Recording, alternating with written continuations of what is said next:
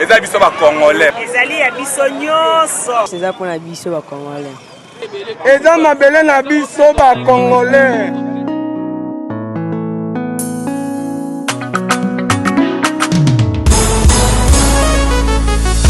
Ya biso yo yo yo. Ya biso yo yo yo. Ya biso yo yo yo. Moko yo Congo. Besi ya mwana zobeta masolo ya mboka na biso. Bato mosusu balia mbongo ya Congo. Bakabola na peplete. Ya biso yango wana kote sepela na bamine na biso. Ya biso yo yo yo. Biso bakolo mabele. Ya biso yo yo yo. Ya biso yo yo yo. Ya biso yo yo yo. Moko yo Congo. Ya biso ezalaka sokolingo bénéficie na bamineri yaka na projet na biso. Ya biso yo yo yo. Ya biso yo yo yo. Bato mosusu babosana na bango. Kemboka oyo ya biso. Bamineri pi ya biso. Ya bala oyo tokoka bala biso nyosolongo. Peuple congolais. Ya biso yo yo yo. Ya biso yo yo yo. Pao Mokonzi.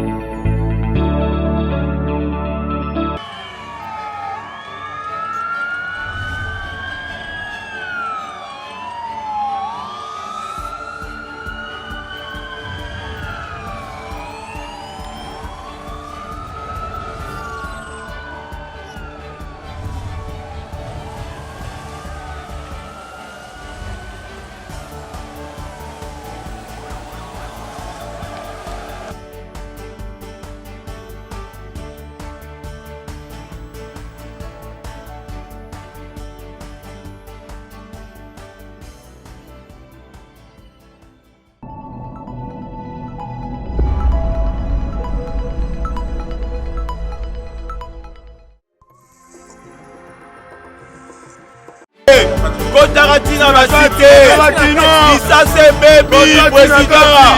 Ojozo le bana le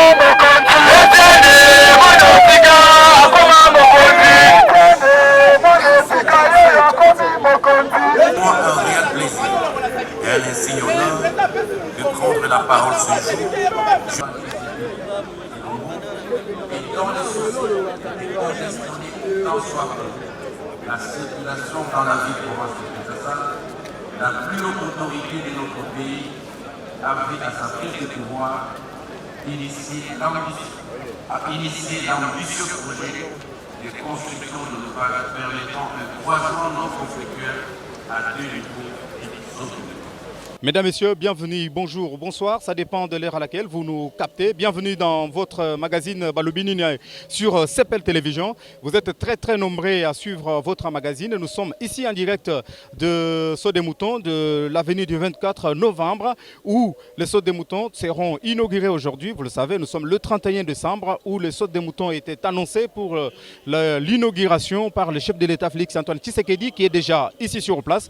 Tout à l'heure, vous allez vivre cette cérémonie. Je vous laisserai vivre cette cérémonie sous d'ailleurs la présence de plusieurs autorités politiques, sous la présidence du gouverneur de la ville province de Kinshasa, Jean-Tini Ngobila, mais aussi du ministre de Travaux publics.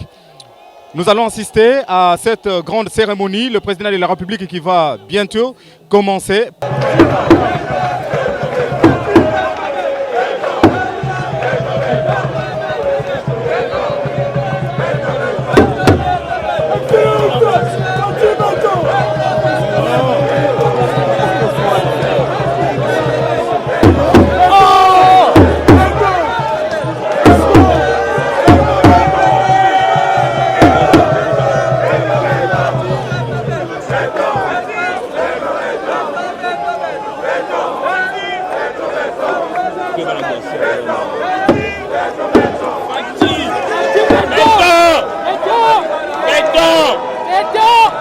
Fachi Béton, Volcan,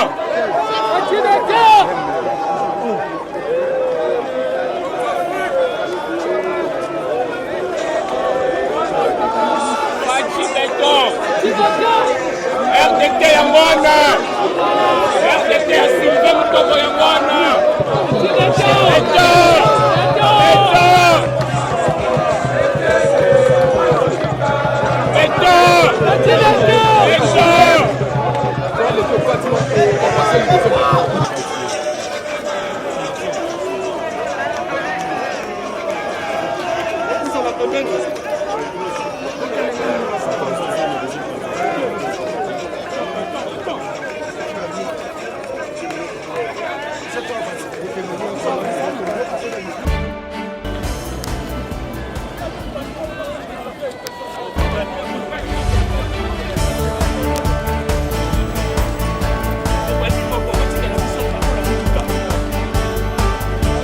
On y va.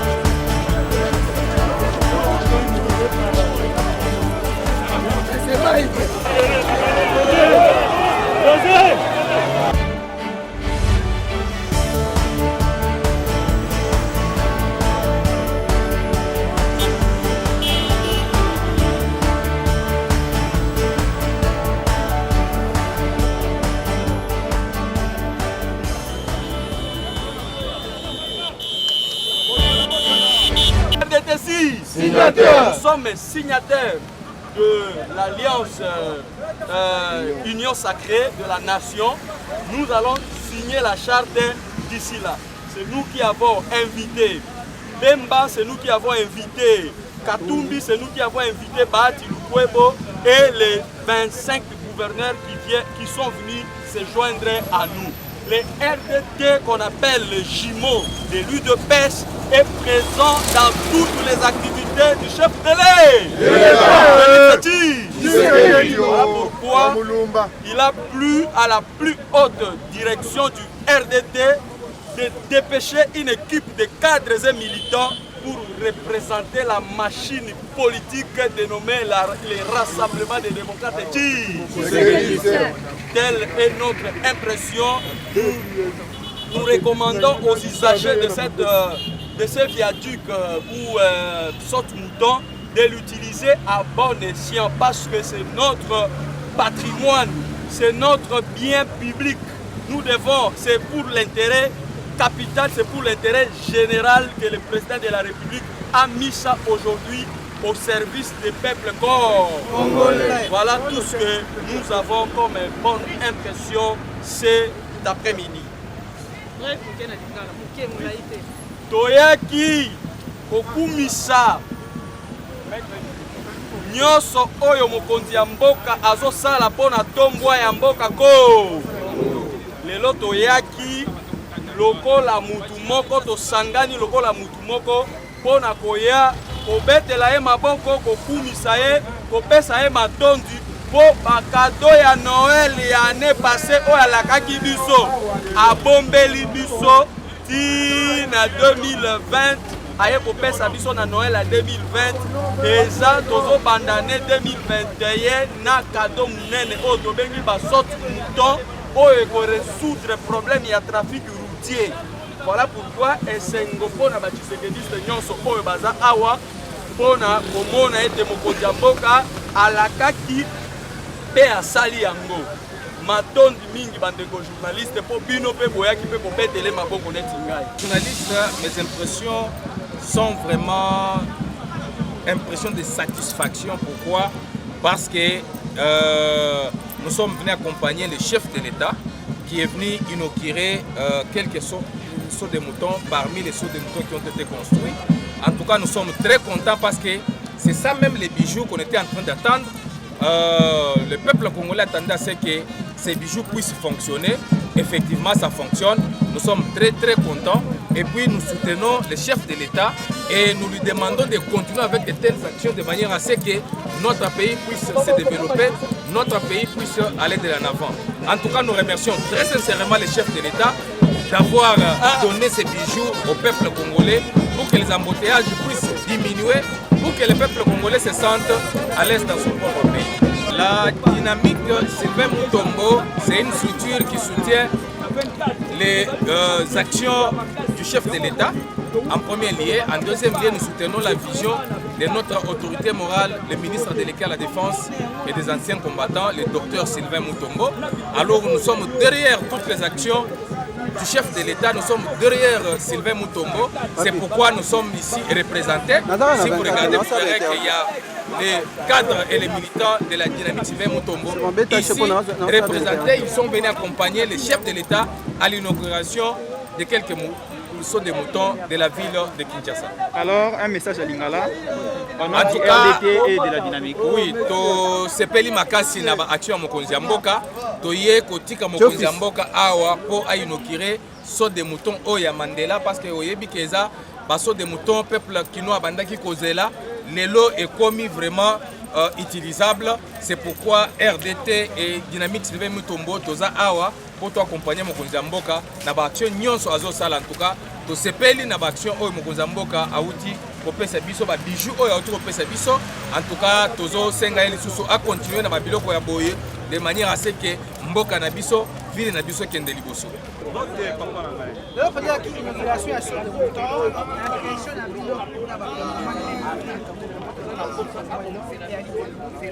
Impression vraiment oyo ya ngai ezali vraiment na esengo makasi komona ke alobaki po kosala na koloba eza biloko mibale mais asalaki mpe alobaki mpe asali donc aconcrétise oyo ezalaki parole d'honneur na ye. En tout cas biso ba peuple congolais tozwi yango na limimi ya makasi mpe toza kosenga te peuple nyonso peuple nyonso esika oyo ezwami yo ntango ozoyeba komata likolo ya soto moto oyo koboka biloko asali te te koboka biloko oyo ezali teke epesa mabe na kati ya oyo esengeli totobatela yango malamu mpona vi na yango mobimba yango totombeli ye vraiment mibu ebele totombeli ye vraiment mibu ebele bisika nyonso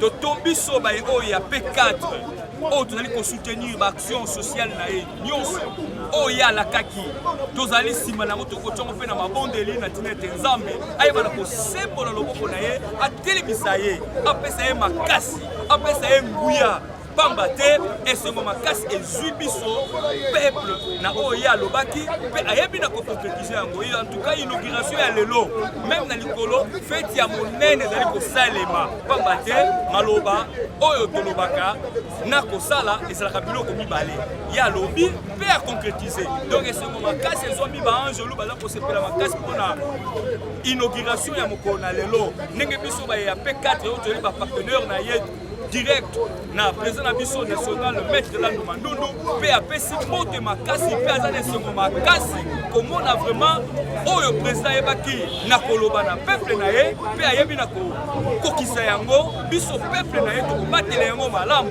ezala na butu ezala na moi tozali koveye na ntina te bato mabe bayeba na koleka te mpona koluka kosalir bijou na biso oyo tozwi po esalami mpona mbala ya liboso tozali na esengo makasi na nzambe na likolo apesa mokonzi ya mboka bwania faci beto du jour oyo misala mosusu etikali ya mike mike basi parla asilisa yango.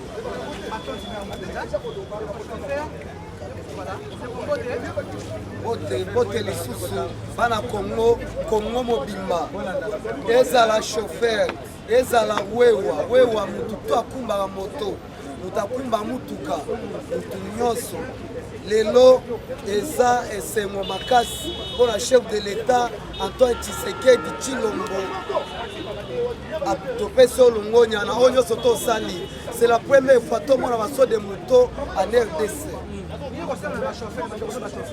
Bachauffeur nyonso eza mutu akumba moto respecte bandi na yo, so respecte bandi na yo okozwa kama te.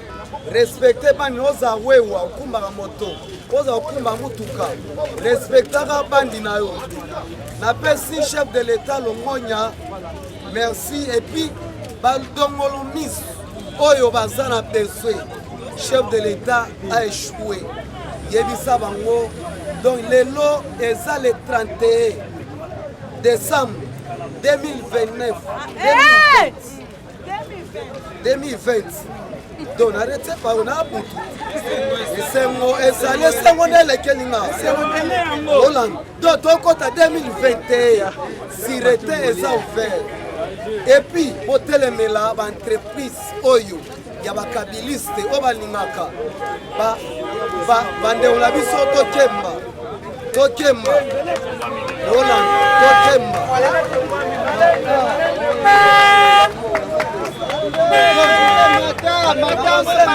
Chef de l'État, téléméla ministre, il y a travail. Agosala, il y a travail. Ça travaille, Agosala, et l'autre côté. Comment la entreprise, il y a un peu de travail. Comment on s'en a 9 fois journalier. Hollande la entreprise Nyoso et Bimao eza Kabila l'entreprise est Bimao à Kabila le roi Nyonga biso ministre du travail tolinge lisusu Congo est à voir les deux parties. L'étranger n'a peuple congolais. Les lots, balobaki sont des moutons et les chantier. Les lots sont des moutons et comme réalité. Si on place sur un bazar, mitema evim. Bomba. Mabe, yango na boza abilo kale. Président Lobaki 2020 année d'action. 2020 ba kanga batuna désordre. 2020 ba ko so ba tu selemba we. Wo, car lobby. Ma éponge est côté na prison. Na avion 11, avion 3, avion 8. Voilà, et yamba ba miyibi ya cravate. Babandi bango audit. Na minute tozoloba bazoluka PDG ya transport ya transport amona na te yende atende selema we wo po amoni na transport kuna ba détournement ekota mingi selema we zani topenga ngo référence ya prison makala ya moto ba selema we nana esenga makasi Félix asali eloko moko boye sepeli biso bachauffeur tosepeli makasi tooleka na facilité tooleka bien na sepeli. Merci. Zaya kosepela pena makasi très satisfait. En tout cas boye to changer quand même nature au mona quand même. Conseil kana bandeko ba chauffeur ya milango ya bagene talaga to respecter quand même moi ordre moto. À part ça merci ya mingi na Fati Beton pour la initiative à féliciter quand même ça va. Pendant longtemps sali 2 ans mobimba ya souffrance ya bambouteillage mais ça passe au bout parce que likambo na likambo wana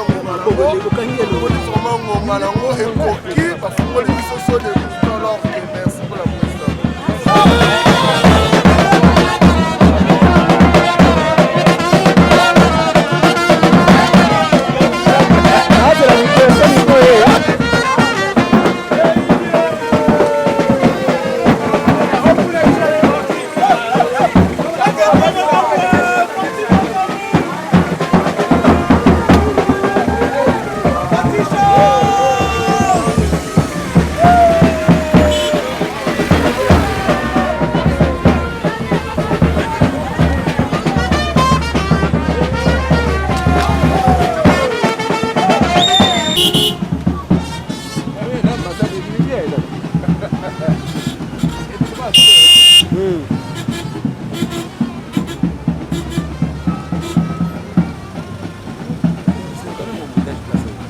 Fachi béton de fin, béton de souka.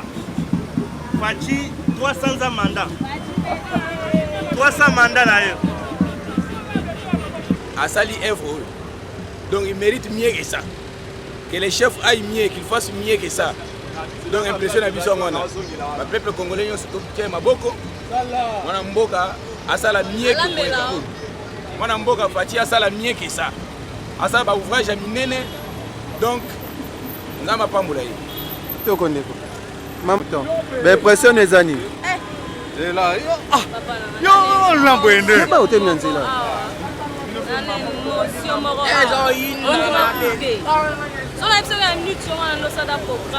napo mama mbona mutie na bimana na kende na ngana bimana na ka chamboko onzima te mais na sentiment nga moni ete na okende to nga na oketo na zawa na fachi be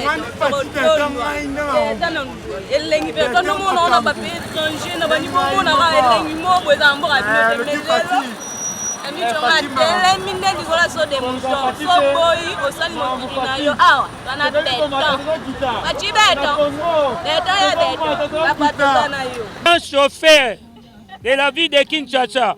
Maintenant, je roule sur les sauts des moutons. Ok, Fatih. Voilà, vous avez compris, après bien sûr l'inauguration de Saut des moutons. Alors, Tozo ke bakaka ndeko bote. Mbote papa. Tomoni le lozo roulé likola Saut des moutons. Papa, na le mingi te. On a caché. Eza esengo bele esengo. Pona nini? Papa, est-ce toloba te. Est-ce que Congolais ba droit na ya sens oyo? Congolais ba droit na o ba droit na biso. Congolais il fallait vivre nenga sengeli.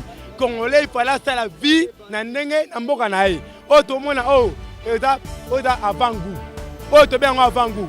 Pona tole kana makambo oyo ko senga biso ba jeune. Papa eza sengo pona ba jeune. Eza sengo pona biso ba jeune. Alors merci beaucoup. Alors tout autre chose sikoyo ndenge Saut des moutons ils ont inauguré awa na 24 novembre. C'était vraiment une réalisation de Félix Antoine Tshisekedi qui est parti et nous allons prendre des réactions toujours avec notre ami Ndeko. Yo na moni oza muto afati. Naza vraiment mobilisateur parmi ba mobilisateurs de jeunes IDPS na Fati béton toujours. Alors sentiment nos anini ndenge Saut des moutons za inauguré. Mon sentiment na ngai ali par rapport ya maloba mokonzi ya mboka. On a bengaka ye l'homme de parole. Alobaki misala ebandi. Kisalu ne banda. Midimu ya kubanga. Lelo tomoni ba Saut de mouton Fati alobaki ke bana Congo ba ko fêter na ba Saut de mouton. Ndenga lobaki ndenge esalemaki ndenge mpe kokisami na pesi merci na Fati Beton na pesi merci na bana Congo nyonso oyo batiaki makanisi na bango mpona kosala ba Saut de mouton oyo. Donc Congo ezokende liboso, Congo eza na kati ya koavanse derrière Fati Beton tokolonga mpe toza na kati ya kolonga. Merci beaucoup Ndeko. Ndeko Mbote. Bonjour. Alors kolongolelanga kashine po bandeko bazolanda yo balanda. Sentiment no ezani ndenge Saut des moutons za inauguré. Je suis émotionné, j'apprécie les travaux qui ont été réalisés par l'OVD. Nous voulons un Congo moderne. Nous voulons un Congo moderne, un Congo qui nous apporte le miroir. Au commencer na Nairobi, na mboka mususa mike, ba Djibouti, ba Chichel, mais au Comona que non, c'est un peu différent par rapport à l'aéroport. Ils ont bouffé l'argent.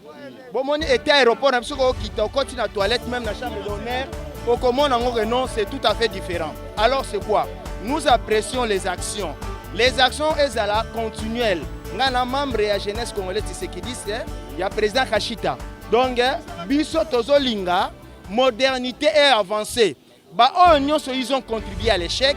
Le gouvernement du président Fati Beton est en train de poser des actes. Tout ça, nous attendons à dialoguer l'auté. Mais tout ça, on a des actes qui sont posés, nous devons encourager. Et les provinces nyonso. Congo na biso ezala miroir na ba province nyonso na ba ville nyonso toza na modernité ba nzela ezala ouvert ba makamu nyonso ba aéroport tokomona ke non ezala miroir ya Afrique eza revolver. C'est ça que biso tozoloba toza miroir. Merci l'intervention na yo. Merci. Merci beaucoup. Alors Lumumba nazo zela yo Lumumba tozo Lumumba sekwi. Alors il faut tozo Lumumba na monio pe na kati ya Saut des moutons au sekwi. Oui, ce qu'il faut c'est quoi? Parce que bientôt Sengeli Mokonzi Mboka enterrenga. On dit que banda na bundaki pour l'indépendance c'est ici koyo dans basal internement na ngate. Et bien tant que makamba Saut des moutons na vite. Et bien raison pour laquelle j'ai résisté pour voir moi-même live que oui, en tout cas Michel Mebanda. C'est comme Michel Mebanda. Oui, na qui vient à l'époque nanga na ba que non, les plans étaient déjà faits. Les complots étaient déjà établis d'imposer un gouvernement contre la volonté du peuple et la Belgique qui désire balkaniser ce pays. Et l'éclatement du Congo c'est demain. Mais les loyaux, balkanisation à l'issue. ekomi nde parti béton akosala mosala na ye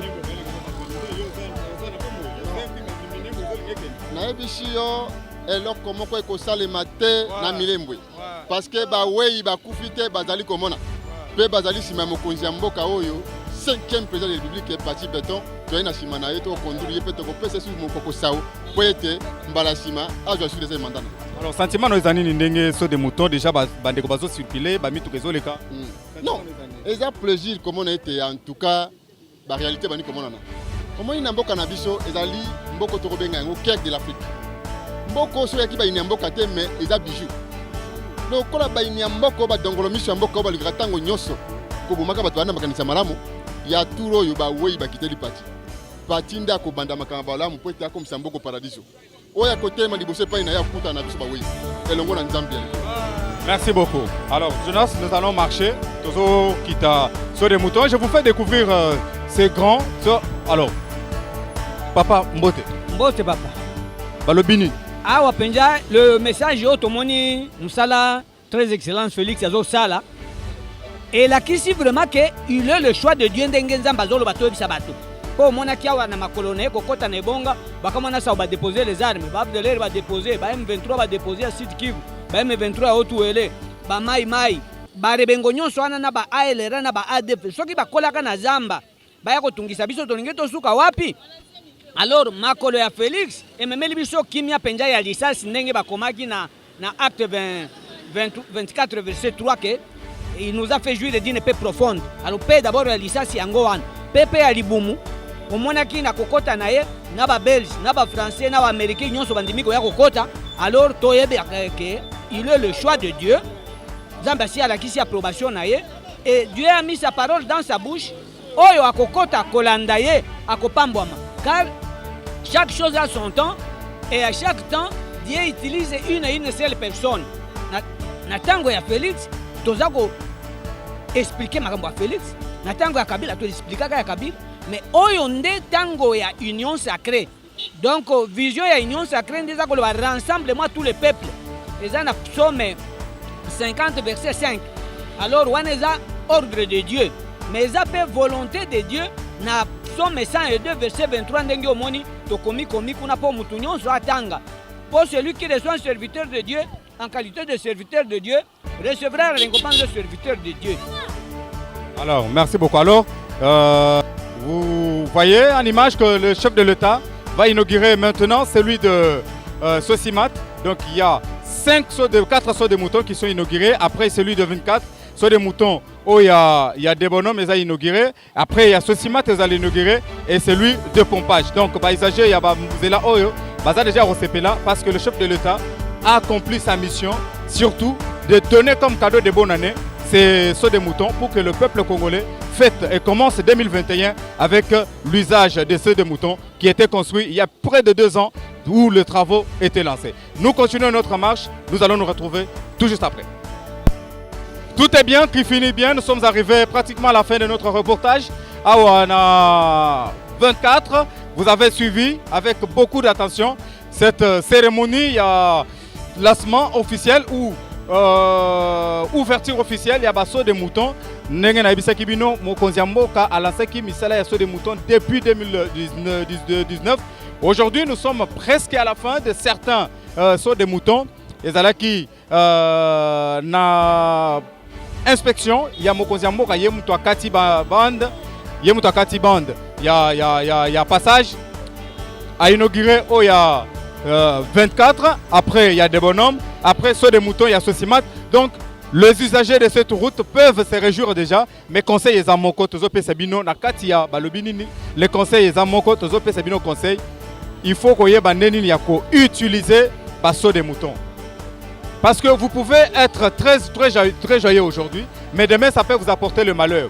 Pourquoi je dis ça? Parce que usage à des moutons, il faut avoir une vitesse équilibrée yakota mola likolo. Parce que ah eza likolo ezangomba ndenge bo me remarquer ngo ezangomba, faut pas prendre saut de mouton comme eza makadam normal au ko matande ngo lingi parce que au pumbwa. Bato ba yamba bino pe na se bazate. Et ozala somo komona ke bato bazana saut de mouton, likolo ya saut de mouton et ozala somo ke embouteillage salami likolo ya saut de mouton. Donc ba chauffeur soit des moutons likolo et ça place à Robalukila te.